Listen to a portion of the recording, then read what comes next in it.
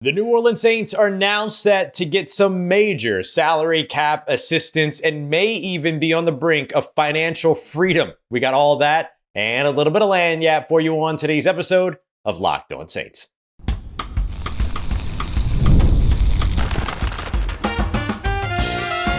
You are Locked On Saints, your daily New Orleans Saints podcast, part of the Locked On Podcast Network, your team every day. What is good, Who Dat Nation and Who Dat family? I am your host, your friend, Ross Jackson, New Orleans native, your New Orleans Saints expert and credentialed member of the media covering those New Orleans Saints as a Saints beat writer over at LouisianaSports.net. And on today's episode of Locked On Saints, I want to give you 3 Kellen Moore quotes that we're going to play for you here that tell you that Tyler Shough is his guy. And we're also going to take a look at the salary cap implications again around the Derek Carr retirement. We got updated information here, and the Saints are set for some major salary cap relief. We got all that and much more for you on today's episode. We appreciate you very much for joining us, whether it's your first time or your next time, being here with us this time, making us your first listen, and being an everydayer here on the show, which is a proud part of the Locked On Podcast Network, your team every day. The New Orleans Saints are on the brink of being out of cap heck. They are almost there, and it all comes down to how they somehow got Derek Carr to agree to give back $30 million of his $40 million that was restructured from this year to the New Orleans Saints. Now, as we expected, it was going to be a little bit more complicated than them just getting $30 million back completely free, and they would just ride off into the sunset with $57 million this year, which really would have been all about rolling money over anyway. But after speaking with, when I tell you a bunch of people, I mean a bunch of people with knowledge of the salary cap, NFL sources, team sources, all these other things. I think we have an idea of where this will go. And I want to give Mike Triplett over at New Orleans Football credit as well. He ended up putting this out last night. So I wanted to come and further clarify here as well what's going on forward for you here on the show. So as we take a look at all of this, and I've got a story that will come out later on today at LouisianaSports.net if you want to see it all written out, like how much they're going to save in 2025, how much they're going to save in 2026, why is this important, why is that important? Like it literally just lays it all out. But what we believe to be the case, there's still some kind of, wiggle room in all this. But what we believe to be the case is that once Derek Carr's retirement is processed, which will be post June 1, so we assume on June 2nd, same time as Ryan Ramczyk's retirement will be processed, for instance. Derek Carr would, the money that goes back to New Orleans from Derek Carr's $30 million of his initial base salary is the $1.255 million that his contract was restructured down to this season. So the Saints would get $1.255 million back once his contract and once his retirement is processed. Now that will, probably swap spots with somebody in the top 51 and all these other things. And then will eventually become something that just kind of gets absorbed when the cap goes from just being the top 51 cap hits to the 53 cap hits plus your practice squad. But with the Saints sitting with over $27 million of salary cap available, they'll be fine in terms of all that. They should be in position if all goes well this year, or if they don't go out and spend on a big, remaining free agent, which doesn't seem likely at this point. Honestly, there aren't that many big name free agents out there that would require that amount of money, but a $10 million deal here or whatever, like as long as they avoid that stuff, which I highly advise they do, then that would put them in a situation to where they would be able to roll over potentially double digit, like tens of millions of dollars, $10 to $15 million at the end of this season into next season. The reason why that becomes important is because the other $28.7-ish million that the Saints would end up saving all would impact next year's salary cap. The reason why that's important is because the New Orleans Saints are currently $42 million over the salary cap next year. It's like $42.7 million.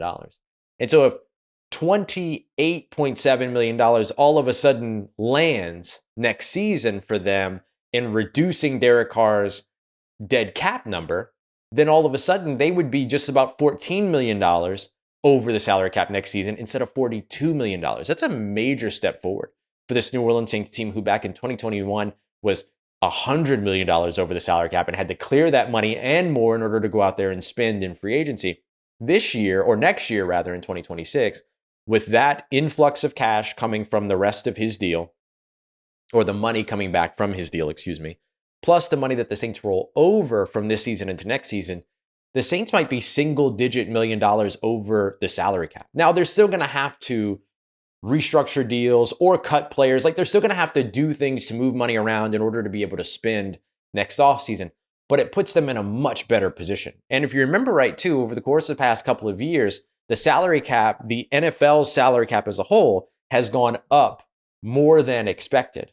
And so if the Saints are just a couple $1 million over the salary cap, depending upon what that salary cap is, that ceiling might go a little bit higher, and the Saints might actually be under the salary cap by the time that the new league year begins. How insane is that? How long has it been since we've been able to say something like that about the New Orleans Saints when it comes to salary cap measures? Now, look, this is a team that has no issue operating 1 year ahead in the deficit. That's the plan. That was always the plan.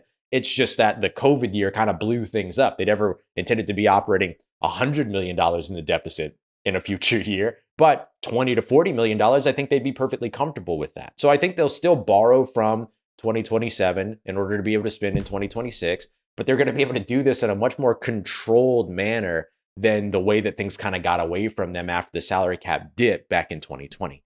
And so 2020/2021. And so I think that ends up being where the Saints get their biggest relief, is going into 2026. And you might say, oh man, I really wish that they had gotten all of that money here in 2025. Not really any reason to. Again, they're not going to go spend that money here in 2025. And the whole situation would have been then to just roll that money over. This effectively just ensures that they roll that money over, because the larger portion or the bulk of that $30 million savings won't hit until 2026. That's good news for New Orleans. Now, there's another version of this where the Saints get like $6 million back this year and then get $24 million back next year. Because if you think about $30 million restructured over 5 years, that would be $6 million per year. So that could be the way that things go too, but it looks like it's just going to be base salary coming back after the retirement is posted, and then the larger chunk of that $30 million impacting their 2026 salary, which is where you want it to impact anyway. And the Saints are that much closer, really not even like a little bit. I mean, like, they are much, much closer now to that financial freedom because of whatever it was that allowed them to be able to get that $30 million back from Derek Carr as opposed to his, as a part of his retirement agreement, whether that was some stipulation they worked out, whether that was some compromise they worked out, whether it was Derek Carr being a good guy, or whether that was the Saints playing hardball. I don't know exactly what it was that got it done. I don't know that we ever will, but something went right somewhere, and the New Orleans Saints are on their way to financial freedom for the first time in what feels like forever. And with a potential rookie starting contract in tow, which is huge in terms of your ability to be able to spend and share the wealth around your team. Coming up next, Kellen Moore laid out what it is that he's looking for in his next quarterback, and it sure sounds like Tyler Shough. We got that coming up for you as we continue on with today's episode of Locked On Saints, part of Locked On Podcast Network, your team every day. Today's episode of Locked On Saints is brought to you by friends over at Upwork. If you've got a business that's ready to scale up, it can be challenging sometimes because you're trying to find people with the right expertise at the right time. That's where Upwork comes in. You're not always looking for a long-term partner over with your company, right? Sometimes you're looking for a freelancer to come and help you with individual projects, and those individual projects end up being the things that help your business take their next steps. That's where Upwork can help you out. Whether you're looking for folks in IT, AI, web development, and marketing, they'll be able to help you find those high quality, experienced freelancers that will be able to help you get your jobs done. Cost-effective growth. That's what Upwork is all about. Instead of hiring full-time, you can find those affordable, top-tier folks to come in and help scale your business more efficiently. So visit Upwork.com right now to post your job for free. That's UPWORK.com, Upwork.com, to connect with top talent and grow your business today. Let's get it, Who Dat Nation. The more and more that Kellen Moore describes what it is that he wants from his next starting quarterback, the more and more it sounds like Moore's guy is Tyler Shough. A little bit of wordplay for you there. You're welcome. Look, I keep saying that I think that Tyler Shough has the inside track or the kind of edge when it comes to landing the Saints starting quarterback role week 1 of the 2025 NFL season. And I'm not saying that because I don't think that guys like Spencer Rattler or Jake Haener can win the job. I think Spencer Rattler in particular is more than talented enough. I think you saw flashes of what he would be like, of what he could be last year, but you saw it with a subpar coaching staff and an injured roster. What could it be like with a better coaching staff, a quarterback-focused coaching staff, and a healthy roster? But none of that matters if the coaching staff's guy is on the roster. And it sure sounds like the coaching staff's guy is on the roster. And so I want to play 3 clips for you today, 2 of which are from yesterday's mandatory, I keep saying mandatory minicamp, rookie minicamp presser, in which he described what it is that he's looking for from the starting quarterback, or from the young guy that will become the starting quarterback, a response to what it is that Tyler Shough can do. And then I want to go all the way back to the night that Tyler Shough was drafted and play a clip for you of what Kellen Moore said about Tyler Shough when I asked what it is that maybe doesn't stand out on film from a physical side, but you notice as a former quarterback. So let's start off with one of the more recent clips. This is what Kellen Moore said that he's looking for outside of the physical traits, what he's looking for from that group of young quarterbacks to prove that they can be the next starter in his offense. Well, I would say, the physical component is something certainly we'll all gravitate to. We'll love to see the throws, the completions, the distance the ball's thrown, all those sorts of things. I think a lot of it comes into the operation and the way they operate the offense, the way they communicate with everyone on the field.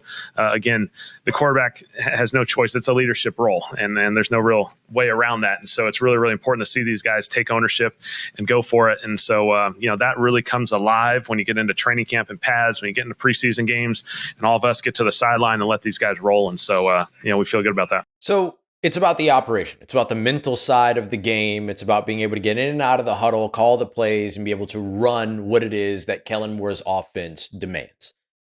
That makes sense, right? That nothing there is earth-shattering in terms of what a coach would want from his quarterback, but it is always interesting to get a former quarterback's perspective in Kellen Moore, his perspective on what it is that he's looking for from a young quarterback to be the starter in his offense. And so now I want to play for you a clip of his response to, so that was a response to a question that I asked. Here's a response to the question that Nick Underhill asked about how well he believes Tyler Shough is prepared to run that operation and why. For a number of people, playing under center on occasion, playing out of a huddle on occasion, using a cadence on occasion. Some quarterbacks have been exposed to some of those elements. Not that they can't quickly learn them. Tyler's certainly been around that for a really long time, been exposed to a lot of different systems. Again, I think one of the impressive components of this weekend is him going in there and just taking command of the huddle, calling plays really confidently, decisive. Boy, it sounds awful familiar, doesn't it? It sounds a lot like his answer about what it is that he's looking for in a quarterback to run his offense. Now, you might say, oh, well, that has a lot to do with the fact that he had answered a question already that day. And then in the same press conference, he was asked a question. And so maybe he was pulling from a little bit of what he said before. No issue with that. And I also highlight that he also took the time to make sure that he said, and hey, look, Tyler Shough knows these things, but it's not impossible for other guys to learn those things. So if there is any quarterback in his room that he feels doesn't necessarily have that experience that Tyler Shough specifically had in that pro style offense, running the operation that's similar to what it is that he would want to do, all those other things, that he doesn't believe that those guys can't learn how to do it. So good move by Kellen Moore to just continuously massage this situation to where it's about these other quarterbacks. But now let's go all the way back to day 2 of the NFL draft and what Kellen Moore said when I asked him what it is that he's looking for or what it is that stands out to him as a former quarterback about Tyler Shough. Now, remember, the question that I asked him during mandatory minicamp is what stands out to him as a former quarterback of what he's going to be looking for that's maybe a little bit more of the minutia or a little bit more nuanced around those young quarterbacks to know that they're ready. So here's what he said about him being a former quarterback and what stands out to him about Tyler Shough. In the scheme that he played his last year, I thought was a great example of, he had a lot of tools at the line of scrimmage. He had the ability to get in and out of plays. Some of those intangible things I think are very valuable. So he has experience doing that, checking and making some decisions there at the line of scrimmage. And so, I think that's hugely valuable. Obviously, he's played in He's played in the action game. He's played in the quick game. I thought they had a cool blend. They play in the RPO and ball out game, but then they take their shots, and he can attack all levels of the game, and he's done all those. And so I think he's done a lot of things, which is a great advantage to him. Sounds awful familiar, doesn't it? Can get in and out of the huddle cleanly, can make the checks at the line of scrimmage, can make the right decisions at the line of scrimmage, all those other things. It's all about the operation. So what it is that Kellen Moore is saying that he's looking for from a more nuanced perspective of the quarterback in this room, whether it be Tyler Shough, Spencer Rattler, or Jake Haener, that will effectively help them win the quarterback position that's away from their physical traits, is their ability to run the operation. The things that Tyler Shough has done in his past allow and make Kellen Moore feel like he can run the operation. And the thing that stood out about Kellen Moore from a non-physical standpoint as a former quarterback about Tyler Shough was his ability to run the operation. You see what I'm getting at here? This is why I keep saying it feels very much like this is Tyler Shough's real opportunity, and it's kind of his job to lose. Now, like I said, if Spencer Rattler or Jake Haener go out there and they clearly outperform Tyler Shough, you have to pay attention to that if you're the New Orleans Saints coaching staff. You have to pay attention to that. You have to believe what you are seeing. But if it's tied or Tyler Shough has a slight lead, consider the case closed. This very much feels like Tyler Shough is Kellen Moore's guy, and Kellen Moore is doing the right thing by keeping everything open, but it feels very much like this is going to be Tyler Shough's job by week 1, assuming that all goes well and he doesn't go out there and play poorly during training camp in the preseason. Obviously, that would change everything. But it feels like what it is that Kellen Moore is looking for from his next starting quarterback aligns very much with why he drafted his most recent rookie quarterback. And I think that's something that's worth acknowledging. Coming up in tomorrow's episode, what I want to do is take a look at how Tyler Shough is responding to this opportunity. So we're going to turn the page from just the Derek Carr retirement to where the New Orleans Saints go next. We got that coming up for you in tomorrow's episode. We appreciate you very much, as always, for making us a part of your day, part of your routine, for saying yes to me on the show. As always, if you see me, please say hi. And if you need anything else around your New Orleans Saints in between these episodes, make sure you follow me on your favorite social media at Ross Jackson, NOLA. Hit me up. Let me know how the family's doing, how you living. Let me know how you momming them. And trust Who Dat Nation. I'll holla at you.